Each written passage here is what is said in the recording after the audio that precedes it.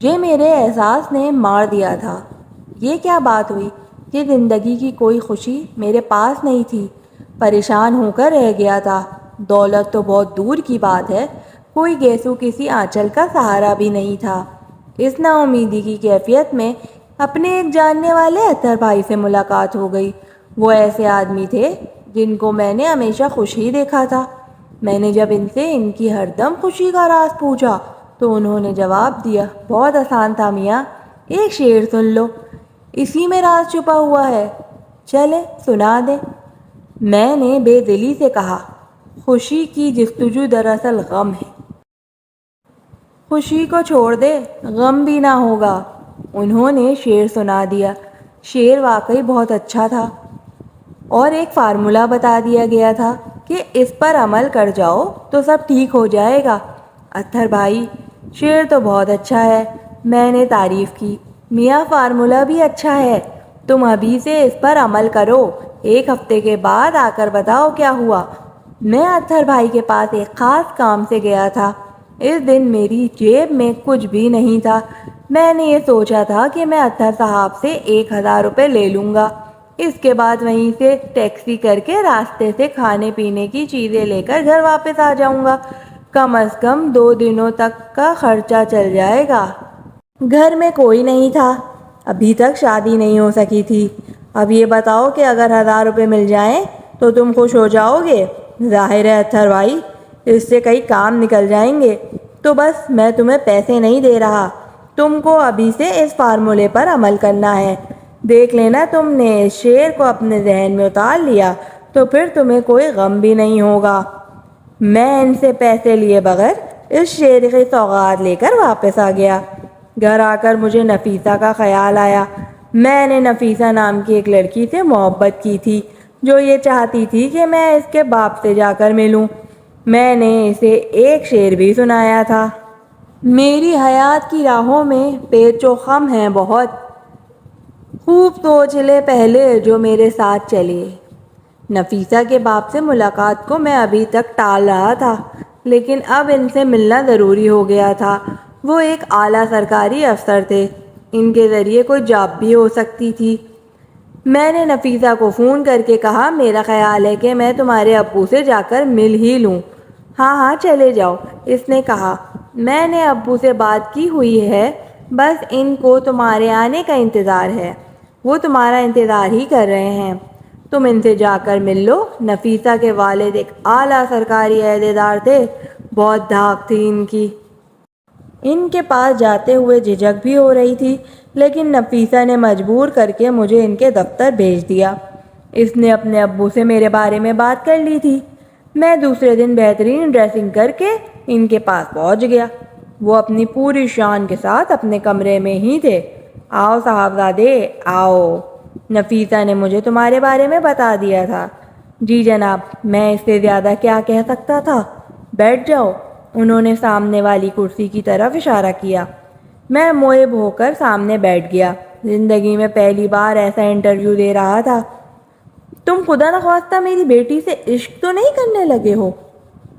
انہوں نے ایک ایسا سوال کیا کہ میں چکرا کر رہ گیا۔ میرا خیال ہے کہ کسی بھی باپ نے براہ راست ایسا سوال اپنے ہونے والے داماد سے بھی نہیں کیا ہوگا۔ شرمانے کی ضرورت نہیں ہے، ہاں یا نہ میں جواب دو۔ عشق کیا جناب، بس نفیسہ مجھے بہت پسند ہے، میں اسے ہر حال میں خوش رکھوں گا۔ میرا خیال ہے کہ ابھی ہماری گفتگو اتنی آگے نہیں بڑھی کہ تم خوش رکھنے یا نہ رکھنے کی بات کرو، انہوں نے کہا۔ میں ایک بار پھر چکرا کر رہ گیا۔ عجیب بے دھڑک انسان تھے۔ کام کیا کرتے ہو؟ انہوں نے پوچھا۔ جاب کی تلاش میں ہوں جناب، میں نے کہا۔ مجھے امید ہے کہ بہت جلدی کوئی ملازمت مل ہی جائے گی۔ اور اس وقت تک کیا اپنی بیوی کو بھوکا رکھو گے؟ نہیں جناب، سوال ہی نہیں پیدا ہوتا۔ جو خود کھاؤں گا اس کو بھی کھلاؤں گا۔ جب تمہارے پاس خود کھانے کو نہیں ہے تو اس کو کیا کھلاؤ گے؟ اس کی فکر نہ کریں، شادی کے بعد نفیسہ میرا مسئلہ ہوگی، لیکن شادی سے پہلے تک تو میرا مسئلہ ہے نا۔ اور میرا مسئلہ یہ ہے کہ میں تم جیسے ناکارہ انسان سے اپنی بیٹی کی شادی نہیں کر سکتا۔ میرے سینے پر چوریاں ہی چل کر رہ گئیں۔ نفیسہ میرے لیے سب کچھ تھی۔ زندگی میں اب تک سوائے محرومیوں کے کیا ملا تھا؟ کوئی خوشی نہیں، اب وہ بھی ہاتھ سے چلی گئی تھی۔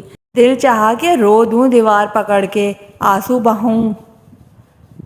پھر اسی وقت اتھر بھائی کا شعر یاد آ گیا، خوشی کی جستجو دراصل غم ہے، خوشی کو چھوڑ دے غم بھی نہ ہوگا۔ کلیجے میں ٹھنڈک پڑ گئی، نفیسہ نہیں ملتی نہ صحیح، اور بھی غم ہے زمانے میں محبت کے سوا، میں کیوں ایک روک پال کر بیٹھ جاؤں۔ خوشی کو چھوڑ دے اور میں نے خوشی کو چھوڑ دیا۔ میں نے نفیسہ کو فون کر کے مطلع کر دیا تھا کہ میں زندگی کی راہ میں اس کا ہم سفر نہیں بن سکوں گا۔ وہ کچھ دیر کی بک بک کے بعد خاموش ہو گئی۔ شاید اسے بھی احساس ہو گیا تھا کہ اس کے باپ کا فیصلہ درست ہی تھا۔ اب زندگی کی کھٹن شب و روز میرے سامنے تھی، گھر میں کھانے کو بھی نہیں تھا کچھ۔ میں اپنا کھانا خود ہی بنا لیا کرتا تھا، ورنہ عام طور پر سامنے والے ہوٹل سے جا کر کھا لیتا تھا۔ میں محلے کی دکان پر پہنچ گیا۔ دکاندار مجھے دیکھ کر خوش ہو گیا تھا۔ شاید اسے خیال آیا ہوگا کہ میں اس کا پچھلا قرض ادا کرنے آیا ہوں۔ تنویر بھائی، چائے تو چلے گی نا؟ اس نے پوچھا۔ بس 2 منٹ میں آ جائے گی۔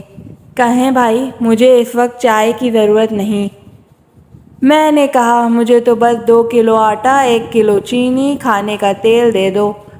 ابھی لو، پچھلا حساب تو لے کر آئے ہو؟ نہیں بھائی، میں تو یہ بھی ادھار لے کر جاؤں گا۔ میں نے کہا۔ اچانک وہ بھڑک اٹھا، اس کی خوش اخلاقی ختم ہو گئی۔ رہنے دو بھائی، رہنے دو، کمال ہے، پچھلا قرض ادا نہیں کیا اور چلے آ رہے ہیں ادھار لینے۔ اب کیا اس محلے میں بے وقوف بنانے کو ایک میں ہی رہ گیا ہوں؟ جاؤ بھائی، کوئی اور دکان ڈھونڈو۔ اس کی بک بک سن کر بہت دکھ ہوا۔ سوچا تھا کہ سامان مل جائے گا تو 2-4 وقتوں کے کھانے ایک ساتھ بنا کر رکھ لوں گا۔ اچانک ایک بار پھر اتھر بھائی کا شعر یاد آ گیا، خوشی کی جستجو دراصل غم میں ہے، خوشی کو چھوڑ دے غم بھی نہ ہوگا۔ میں نے خوشی چھوڑ دی اور کچھ لیے بغیر ہی واپس آ گیا۔ حشاش بشاش، کوئی غم نہیں تھا، دل پر کوئی بوجھ نہیں تھا۔ گھر کے دروازے ہی پر نیازی صاحب کھڑے ہوئے دکھائی دے گئے۔ نیازی صاحب اپنے نوعیت کے ایک کمال انسان ہیں، بہت خوش اخلاق اور بہت ہی شاخرچ۔ انہوں نے ہمیشہ میری مدد کی ہے۔ ان کو دیکھ کر ایسا لگا کہ خدا نے اس وقت فرشتہ بھیج دیا ہے۔ مجھے یاد ہے کہ نیازی صاحب نے میرا کس کس موقع پر ساتھ دیا تھا۔ جس کوارٹر میں رہ رہا ہوں اس کا ایڈوانس بھی نیازی صاحب نے دیا تھا۔ میں ان سے جا کر لپٹ گیا۔ بھائی اچانک کیسے آ گئے؟ میں نے پوچھا۔ وہ بس تنویر صاحب، تمہاری یاد آئی تو تم سے ملنے چلا آیا۔ انہوں نے کہا۔ ارے یہ تو میری خوش نصیبی ہے، آئیں اندر آئیں۔ ہم اندر آ کر بیٹھ گئے۔ میں نے محسوس کیا کہ نیازی صاحب کچھ الجھے ہوئے تھے۔ گھر میں اتنا چائے کا سامان تھا کہ 2-4 کپ چائے بن سکتی تھی۔ میں نے انہیں چائے لا کر دے دی۔ کچھ دیر کے بعد انہوں نے کہا، تنویر صاحب، میں ایک عجیب کشمکش میں ہوں۔ خیریت تو ہے؟ کیا ہوا؟ میں نے پوچھا۔ ہاں، یہ ظاہر خیریت ہے، لیکن اپنے وجود میں ایک ہلچل مچی ہوئی ہے۔ کیسی ہلچل؟ بھائی بات یہ ہے کہ میں لوگوں کا ساتھ دیتا رہا ہوں، آج بھی اس ارادے سے گھر سے نکلا ہوں، لیکن ایک عجیب بات ہے۔ وہ کیا؟ میرا دل دھڑکنے لگا۔ بات یہ ہے کہ کسی کی مدد یا کسی کے کام آ جانا میری خوشی رہی ہے۔ میں احسان تو نہیں کہتا کیونکہ اس میں میری خوشی ہے، لیکن ہوا یہ کہ جن کو میں نے اپنے طور پر خوشیاں دیں انہوں نے غم دیے۔ ایک قول ہے کہ جس پر احسان کرو اس کے شر سے بچو۔ میں خوشی کی جستجو میں رہتا تھا اور ایسی خوشی مجھے کسی کے کام آ کر ہی ملتی تھی۔ آج بھی گھر سے 50,000 روپے لے کر نکلا ہوں۔ ارے نیازی صاحب، یہ تو آپ کی بڑائی کی دلیل ہے، ورنہ اس زمانے میں کون کسی کا ساتھ دیتا ہے۔ انہوں نے باتوں باتوں میں مجھے ایک شعر سنا دیا۔ واہ، یہ تو اچھی بات ہوئی۔ ویسے وہ شعر کیا تھا؟ تنویر صاحب، یقین کریں کہ وہ اس شعر کو سنتے ہی ایسا لگا کہ میرے سر کے سارے بوجھ اتر گئے ہوں۔ سمجھ میں آ گیا کہ میں کہاں بھٹک رہا ہوں۔ واہ صاحب، پھر تو بہت مبارک شعر ہوا، مجھے بھی سنائیں۔ شعر ہے، خوشی کی جستجو دراصل غم ہے، خوشی کو چھوڑ دے غم بھی نہ ہوگا۔ ایک بار پھر وہ لالتی شعر میرے سامنے آ گیا تھا۔ ایک بات میں آپ سے کہنے آیا ہوں، نیازی صاحب نے کہا۔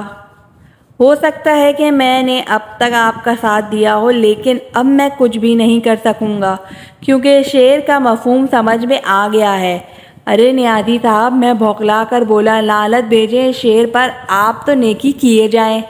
نہیں نیازی صاحب، اب اس قسم کی کوئی نیکی میں نہیں کر سکوں گا۔ اس انقلابی شعر نے میری سوچ بدل دی ہے۔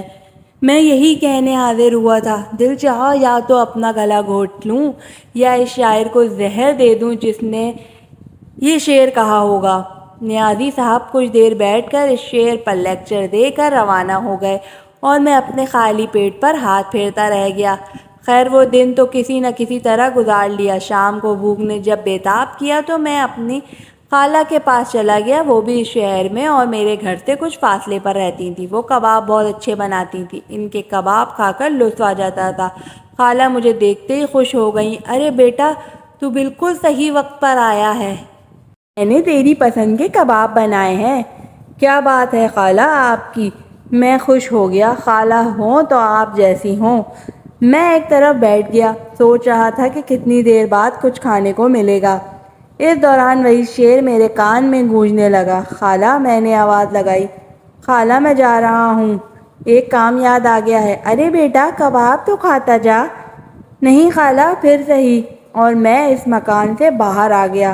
باہر آتے ہی بھوک سے چکر سا آ گیا تھا۔ ایک درخت کا سہارا لے کر کھڑا ہو گیا۔ اس وقت کسی نے مجھے آواز دی، ارے تنویر صاحب، کہاں کھڑے ہیں؟ کیسے ہیں اسلم صاحب؟ میں نے پوچھا۔ کیا بتاؤں، دل میں کیسی ہلچل مچی ہوئی ہے۔ خیریت تو ہے نا؟ کیا ہوا؟ موصوف شاعر بھی تھے، میرے پاس آ کر بولے، خدا کی قسم اس وقت کچھ اور مانگ لیتا تو شاید وہ بھی مل جاتا۔ قبولیت کی گھڑی تھی، لیکن میں نے آپ کو مانگا اور آپ مل گئے۔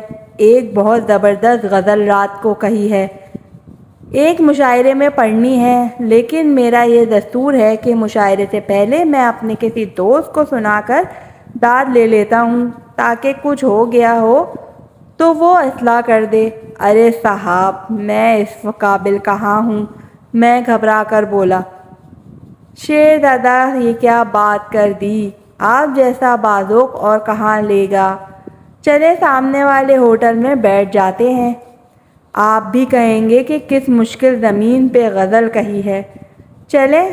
انہوں نے میرا ہاتھ تھام لیا۔ اب میں جا بھی نہیں سکتا تھا۔ وہ مجھے اپنے ساتھ ہوٹل میں لے آئے۔ انہوں نے 2 چائے کے آرڈر کے ساتھ کچھ بسکٹ بھی منگوا لیے۔ اس وقت مجھے پیٹ میں کچھ سہارے کی شدید ضرورت بھی تھی۔ بسکٹ سامنے آئے اور اسی وقت وہ کمبخت شعر یاد آ گیا۔ اس وقت خالی پیٹ کچھ کھانا میرے لیے بہت ضروری ہو گیا تھا، ورنہ میں بے ہوش ہو جاتا۔ لیکن پھر وہی شعر، خوشی کو چھوڑ دے غم بھی نہ ہوگا۔ اس موقع پر بھی اس شعر نے میرا پیچھا نہیں چھوڑا۔ جناب، اسلم صاحب نے بسکٹوں کی طرف اشارہ کیا، آپ کیوں یوں ہی بیٹھے ہیں؟